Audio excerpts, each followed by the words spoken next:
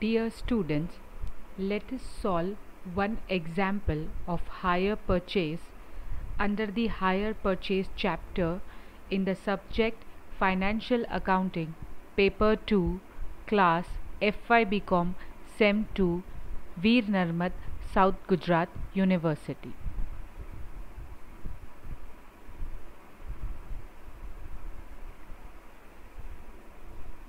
This is the third method when cash price is not given, and this is a very important method. Cash price is not given. Let us see the question first. Malav purchased a second-hand Indica car from Swati Motors on 1/1/2010 on hire purchase method.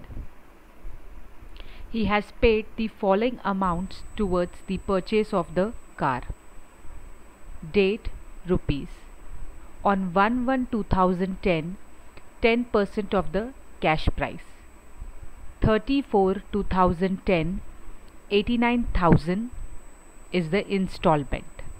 On 31/8/2010, 65,000 is the installment. On 31/12/2010, 42,000 is the installment. Installment includes interest at the rate of 15% per annum. Depreciation is charged at 20%. From the above information, prepare Indica car account in the books of Malav Limited and Malav account in the books of Swati Motors. This question was asked in 2008 and 10, and similar questions were also asked in last previous years. Now let us understand the question first. Malav purchased a second-hand Indica car from Swati Motors on 1/1/2010. Means Malav is the buyer, Swati is the seller. Malav is the hirer, Swati is the vendor, and it is purchased on 1/1/2010. Okay, and on 1/1/2010, 10% of the cash price is paid. Now this 10% of the cash price which is paid is your down payment. This is your down payment. Cash price तो यहाँ नहीं दिया है, but ये बताया है कि on 1/1/2010 10% of the cash price is paid, so that 10% of the cash price is your down payment. Now after this 1/1/2010, on 30/4/2010, your first installment is of 89,000 rupees. Now you can see here, साल आपका एक ही है, 2010 ही है, साल एक ही है. तो starting of the year on 1/1/2010 cash price होगा, जो अभी अपने को नहीं दिया है, दैट इज क्वेश्चन मार्क.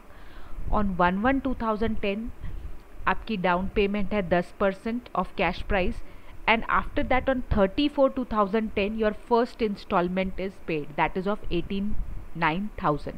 अगर आप देखो यहाँ 4 मंथ्स का गैप है, 4 मंथ्स का गैप है, सो आपकी फर्स्ट इंस्टॉलमेंट 4 मंथ्स की है, सो इंटरेस्ट भी 4 मंथ्स का आएगा. Now you can C on 31/8/2010 second installment is paid of 65,000. So you can see here अप्रैल से लेके अगस्त तक, you can see here 4 months का गैप है. So this is your second installment of 4 months, interest भी 4 months का आएगा. And on 31/12/2010, the last installment, that is the third installment, that is of 42,000. Here also you can see there is a gap of 4 months.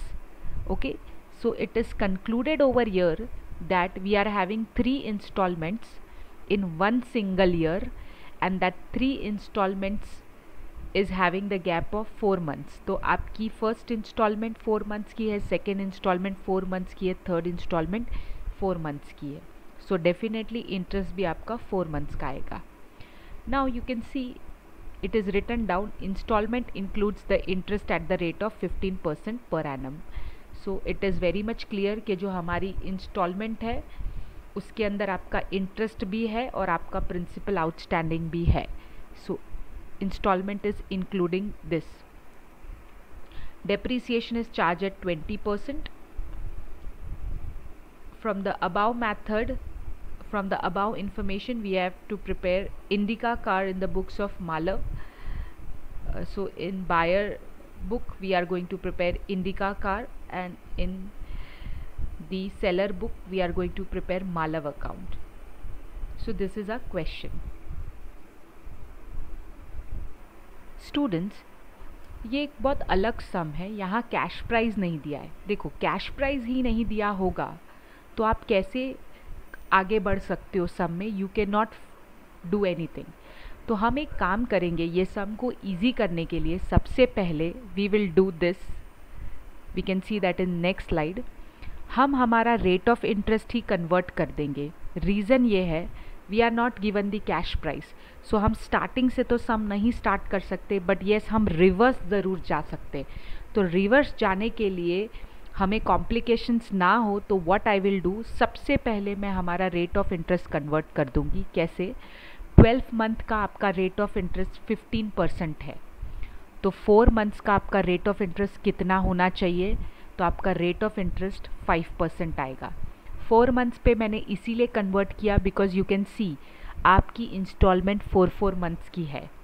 तो ये सबसे easy रहेगा, आपको वहाँ convert करने की ज़रूरत नहीं रहेगी. सो 12 मंथ्स पे आपका रेट ऑफ इंटरेस्ट 15% है, तो 4 मंथ्स पे कितना? तो आपका rate of interest will be 5%.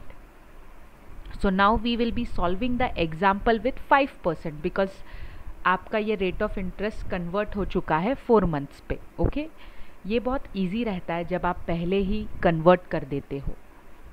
आगे late us see the calculation. Calculation, particulars, amount, interest, cash.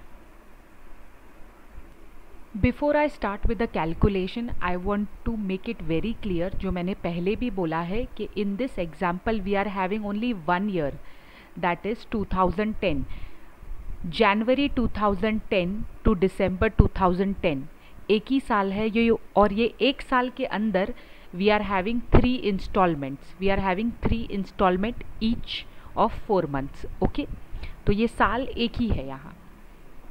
Now as you know that हमारे पास कैश प्राइस ही नहीं है, तो हम चालू कैसे करेंगे? तो एक काम करते हैं, पहले सब कुछ लिख देते हैं. हमारा फॉर्मेट आपको पता है, तो let us write the whole format first. देखिए, और जो जो आइटम्स दी है वो हम लिखते जाएंगे. Let us see. Cash price on 1/1/2010 question mark. हमारे पास कैश प्राइस अभी नहीं है, तो question mark. Less down payment that is 10% of the cash price, वो भी हमारे पास नहीं है, तो क्वेश्चन मार्क. आगे balance on 1/1/2010 question mark. Plus interest 5% question mark. Balance, then minus first instalment that is on 30/4/2010. हमको फर्स्ट इंस्टॉलमेंट क्वेश्चन में दी है, तो हम यहाँ उसे लिख देंगे, दैट इज 89,000. अभी जस्ट हमें लिखना है. फिर उसके बाद balance on 1/5/2010 plus interest 5% question mark. You will get a balance. फिर minus second installment that is on 31/8/2010 जो हमें क्वेश्चन में दी है, दैट इज 65,000, वो हम लिख देते हैं. उसके बाद balance on 1/9/2010 plus your interest that is 5% question mark. Balance, and last में आप थर्ड इंस्टॉलमेंट माइनस करोगे ऑन 31/12/2010 जो आपको क्वेश्चन में दी है 42,000. सो माय डियर स्टूडेंट्स, हमारे पास इतना ही इंफॉर्मेशन है. See, you can see one important thing, cash price नहीं दी है, तो अब मैं क्या करूं? तो मैंने क्या किया, पहले पूरा लिख दिया क्वेश्चन मार्क करके, और जो चीज़ें दिए वो इंस्टॉलमेंट लिख दी. अब मेरे पास एक ही रास्ता है, मैं पूरा सम रिवर्स जाके करूँगी. मैं क्या करूँगी? रिवर्स. तो याद रखना स्टूडेंट्स, जब हम रिवर्स जाते हैं तो जो चीज़ प्लस होती है उसे हमें माइनस करना पड़ता है, और जो चीज़ माइनस होती है उसे हमें प्लस करना पड़ता है. तो now I am going to do reverse. But before I start with reverse, एक चीज़ ये कर्सर से बताती हूँ. देखिए आपकी थर्ड इंस्टॉलमेंट तो आ गई 31/12/2010 को, that is 42,000। You all know कि ये आंसर अपना नील होता है। ये तब नील होता है जब आपका बैलेंस सेम होता है, राइट? ये तो सब क्वेश्चन में सेम है। तो यहाँ से आपको पहली हिंट मिल गई, ये आपका नील रहेगा। ये नील तब होगा जब ये बैलेंस आपका 42,000 होगा। तो स्टूडेंट्स हमको पहली हिंट मिल गई। तो ये है नील। ये नील तब होता है जब आपका बैलेंस 42,000 होता है तब। तो students we got the balance 42,000। अब हमारे रास्ते खुल गए। तो let us move forward. Now what will I do? I will assume this balance as 100। इसको मैंने 100 अज्यूम किया। इस पे 5% इंटरेस्ट लगाया तो दैट कम्स टू 105 रुपया। हमने ये बैलेंस को 100 अज्यूम किया, उस पे 5% इंटरेस्ट लगाया तो ये हमारा बैलेंस कितना आया? 105 रुपये। ओके, अब मैं क्या करूँगी? यहाँ देखो साइड में वर्किंग पे, यहाँ अगर 105 रुपये पे 105 रुपीज़ पे 42,000 बैलेंस है तो 5% पे इंटरेस्ट कितना? 105 रुपये पे 42,000 हमारा बैलेंस है तो 5% पे हमारा इंटरेस्ट कितना? तो मुझे यहाँ इंटरेस्ट अमाउंट मिल जाता है। So the interest I will get over year is 2,000। तो स्टूडेंट्स आई गोट 2,000, रास्ता खुल रहा है। ठीक है, 2,000 आ गया। हाँ, अब इसके बाद क्या करूँगी? हमारी ये जो इंस्टॉलमेंट है 42,000 उसका यहाँ इफ़ेक्ट दे दूँगी। उसमें इंटरेस्ट 2,000 है और कैश हमारा 40,000 है। तो स्टूडेंट्स थर्ड इंस्टॉलमेंट का मुझे इंटरेस्ट मिल गया। अब मैं ऊपर जाऊंगी, रिवर्स जाऊंगी। तो जब हम रिवर्स जाएंगे तो जो चीज़ प्लस होती है उसे क्या करेंगे? Minus. So now I will get the balance. How I will get? See, 42,000 में से 2,000 मैंने माइनस कर दिया तो मुझे मिल गया 40,000। मैं क्या कर रही हूँ? रिवर्स। रिवर्स, यहाँ प्लस है ना, बट मैंने क्या किया? माइनस। जब हम रिवर्स जाते हैं तो हम प्लस को माइनस करते हैं और माइनस को प्लस करते हैं। तो स्टूडेंट्स 40,000 यहाँ हमें मिल गया। अब आगे आगे जाओ, आपके रास्ते खुलेंगे। और see, now we are having our second installment. अब मुझे ये बैलेंस चाहिए। तो ये बैलेंस कैसे मिलेगा? रिवर्स जाके इंस्टॉलमेंट माइनस होती है बट मैं क्या कर दूंगी यहाँ? Plus. Now just see, that is 1,05,000। कैसे आया? 40,000 प्लस 65,000 तो आपको 1,05,000 बैलेंस मिल गया। तो ये हम गए रिवर्स। नाउ सेम सिचुएशन, मुझे इंटरेस्ट चाहिए तो मैं क्या करूँगी? ये बैलेंस को 100 अज्यूम करूँगी, ये इंटरेस्ट को 5 अज्यूम करूँगी और मेरा बैलेंस 105 आएगा। Now you can see the working at the side. 105 पे अगर 1,05,000 है तो 5 पे आपका इंटरेस्ट कितना? 105 पे अगर आपका 1,05,000 है तो 5 पे आपका इंटरेस्ट कितना? सो आपको यहाँ इंटरेस्ट अमाउंट मिलेगा 5,000 rupees.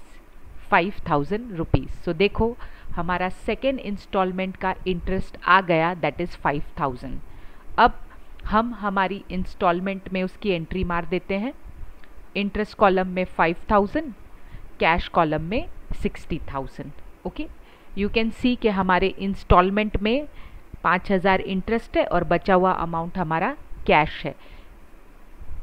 Okay, now I will go reverse and find out this balance. तो इसमें से 1,05,000 में से 5,000 मैं माइनस करूँगी बिकॉज मैं रिवर्स जा रही हूँ। तो माइनस करूँगी तो it will come to 1 lakh. तो डियर स्टूडेंट्स, बैलेंस ऑन 1/5/2010 मुझे कितना मिल गया? 1 lakh. Okay, now let us go reverse again. अब मुझे ये बैलेंस चाहिए। तो ये बैलेंस कैसे मिलेगा? बैलेंस में से ये फर्स्ट इंस्टॉलमेंट को प्लस करना पड़ेगा क्योंकि हम रिवर्स जा रहे हैं। तो सी दिस, आप प्लस करोगे तो कितना आएगा? 1,89,000।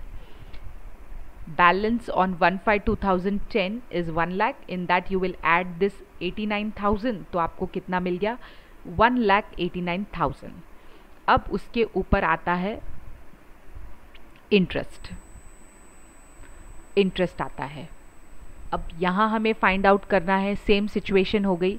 अब ये बैलेंस इज 100, अज्यूम करो इंटरेस्ट इज 5, तो ये बैलेंस कितना आया 105। तो यहाँ वर्किंग देखो साइड में 105 पे अगर 1,89,000 है तो 5 पे कितना, okay, so we will get an interest of 9,000 rupees. So we will get an interest of 9,000 rupees. So in the first installment we will write down 9,000 interest and 80,000 cash. Okay, अब मैं reverse जाकर balance निकाल लूँगी। तो यहाँ से मैं reverse जाऊँगी, मतलब मैं माइनस करूँगी। तो 1,89,000 माइनस 9,000 विल गिव यू 1,80,000। सो यहाँ हम पहुँच गए ऊपर की सीढ़ी तक। बैलेंस ऑन 1/1/2010 मेरे हाथ में आ गया, दैट इज़ 1,80,000। ओके, नाउ अब मुझे वापस रिवर्स जाना पड़ेगा। क्वेश्चन में आपने देखा होगा तो लिखा है कि 1/1/2010 को 10% डाउन पेमेंट की है। ओके, 10% डाउन पेमेंट की है। तो यहाँ भी मुझे कैश प्राइस को 100 एज्यूम करना पड़ेगा। कैसे, यहाँ वर्किंग देखिए, 100 हमारा कैश प्राइस है, डाउन पेमेंट हमारा अगर 10 है तो बैलेंस हमारा आएगा 90। कितना आएगा 90। तो स्टूडेंट्स अगर 90 पे 1,80,000 है तो 100 पे अपना कैश प्राइस कितना। Again I would like to repeat कि 100 हमारा कैश प्राइस अज्यूम किया है, minus down payment that is 10%, तो हमारा बैलेंस आएगा 90। तो 90 पे अगर 1,80,000 बैलेंस है तो 100 पे अपना कैश प्राइस कितना। तो आपका 100 पे कैश प्राइस आ गया 2 लाख रुपए। तो आपका कैश प्राइस ऑन 1/1/2010 आ चुका है 2 लाख रुपीज़। अब इस पे 10% डाउन पेमेंट निकालोगे तो that is 20,000। Okay, so 2 lakh minus 20,000 that is 1,80,000। तो यहाँ आपको आपका कैश प्राइस भी मिल गया और डाउन पेमेंट भी मिल गया। तो स्टूडेंट्स ये थी हमारी calculation for finding out the cash price which is not given. तो स्टूडेंट्स हमारे पास कोई रास्ता नहीं था, तो हमने क्या किया, वी वेंट रिवर्स।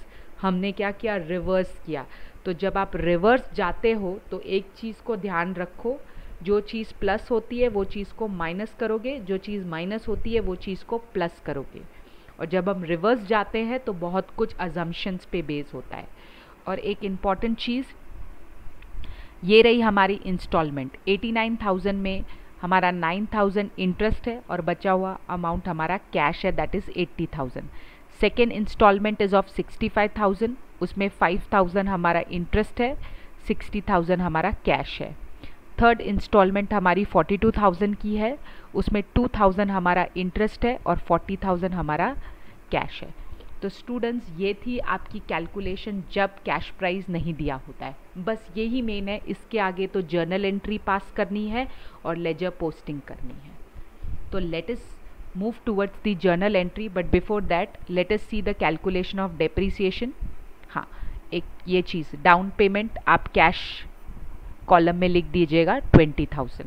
ओके, या नाउ डेप्रिसिएशन एक ही साल का आएगा, बिकॉज साल तो एक ही है, एक साल में 3 इंस्टॉलमेंट है, तो साल एक ही है, तो एक ही साल का डेप्रिसिएशन आएगा। So on 1/1/2010 2 lakh that is minus depreciation 10% that is 20,000 as on 31/12/2010। So students ये रहा हमारा डेप्रिसिएशन एक साल का। अब हम जर्नल एंट्रीज करेंगे। जर्नल एंट्री एक ही साल की होगी।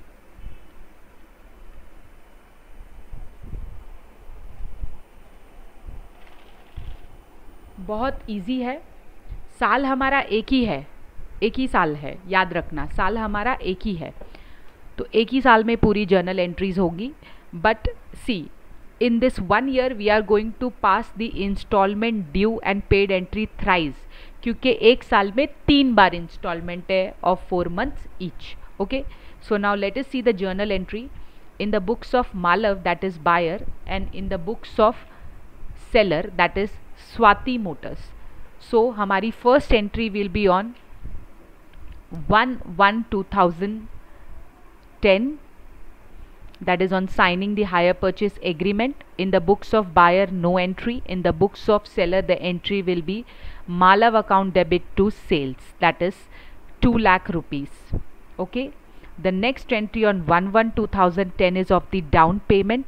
In the books of buyer, the journal entry will be Indica car account debit, मतलब असेट अकाउंट डेबिट, तो यहाँ असेट का नाम है इंडिका कार, तो Indica car account debit to bank 20,000 and in the books of seller it is bank account debit to Malav 20,000. So ये रही हमारी फर्स्ट 2 एंट्रीज जो एक ही बार आती है, हायर परचेज एग्रीमेंट की एंट्री और डाउन पेमेंट की एंट्री. अब आगे चलते हैं हम instalment due and paid.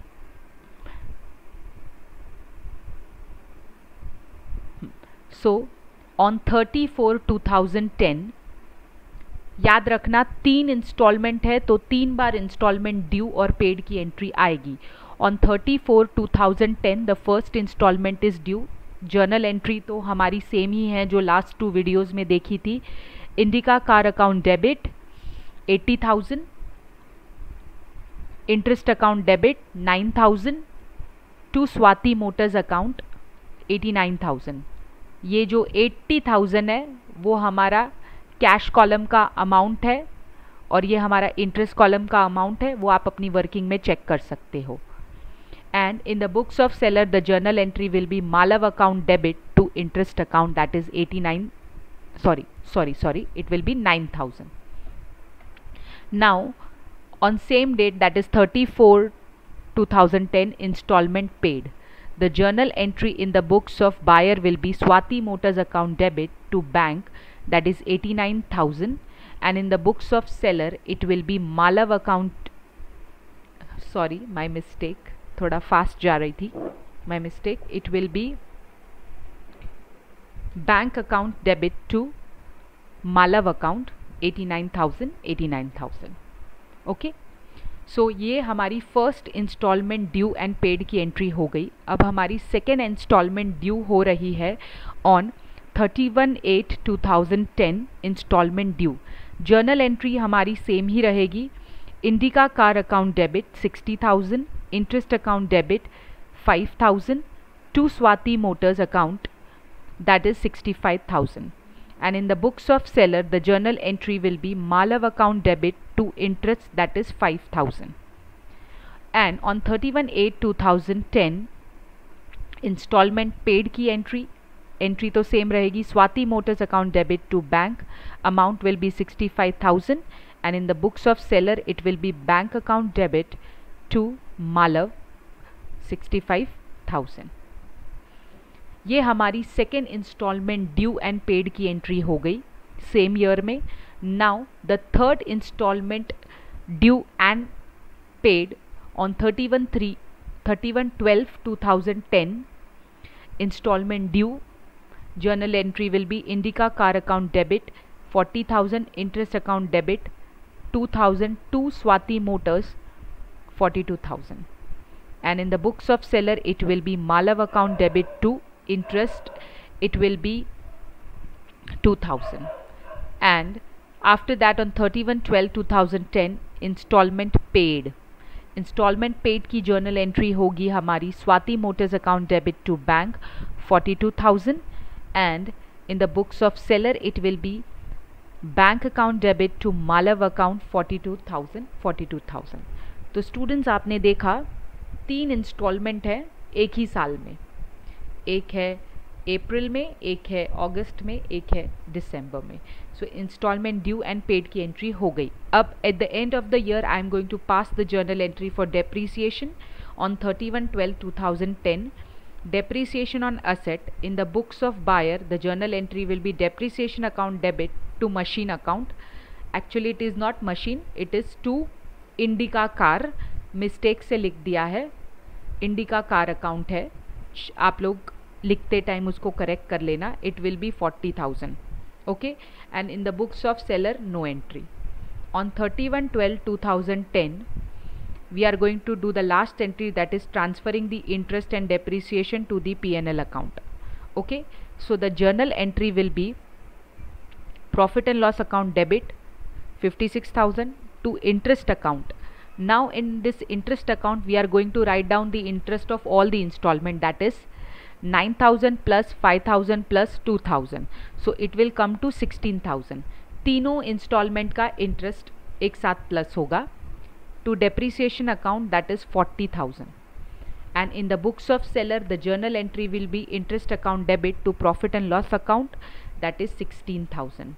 So my dear students, यहाँ तक हमने journal entries complete कर ली in the books of Malav and in the books of Swati. Now let us prepare the accounts which are asked in the question. देखो मैंने journal entries इसलिए prepare की क्योंकि ये आपका थर्ड सम है, आपको इजी पड़ेगा. फिर उसके बाद just adopt the practice of doing the ledger posting directly. Okay, now let us see which accounts we are going to prepare. In the books of Malav, that is buyer, we are going to prepare Indica car account, means जो हम machine account prepare करते थे वैसे. So the journal entry over here in the books of buyer, it will be on 1/1/2010 Indica car account debit to bank 20,000 down payment की entry. उसके बाद the journal entry will be on 30/4/2010 हमारी instalment due की entry. Instalment due की entry क्या है? Indica car account debit interest account debit to Swati Motors. So in Indica car account I will write down to Swati Motors, the amount will be 80,000. In the same way the next installment on 31/8/2010 Indica car account debit to Swati Motors, it will be 60,000. And the last installment on 31/12/2010 the same entry, Indica car account debit to Swati Motors, the amount will be 40,000. After that the entry will be of depreciation on 31/12/2010 depreciation to Indica car. तो Indica car में we will write down by depreciation, that is 40,000. Here we will find out the balance on 31/12/2010 by balance that will be 1,60,000. So the total is 2 lakh. So my dear students, साल एक ही है, 21 साल है, but एक साल के अंदर ही 3 इंस्टॉलमेंट है 4 मंथ्स की. I hope you are clear with this Indica account, Indica car account in the books of buyer. Okay, now next account which is asked is in the books of Swati Motors, that is seller. We are going to prepare the buyer account, that is Malav account. So let us see this. The first entry will be on 1/1/2010. Okay, the first entry will be on 1/1/2010 of the signing contract. It will be Malav account debit to sales, that is 2 lakh. The second entry will be also on 1/1/2010 of the down payment. The journal entry is bank account debit to Malav. So Malav account में लिखोगे by bank 20,000. Next entry will be on 34/2010. Installment due की entry होती है. तो journal entry है Malav account debit to interest account, that is 9,000. उसके बाद installment paid की entry on 34/2010 it will be by bank. The entry is bank account debit to Malav. So in Malav account we will write down by bank 89,000. Now the second installment due on 31/8/2010 the entry will be Malav account debit to interest, it will be 5,000. And installment due, not due, sorry, paid on 31/8/2010 it will be by bank account 65,000. Third installment due on 31/12/2010 to interest account it will be 2,000. And on 31/12/2010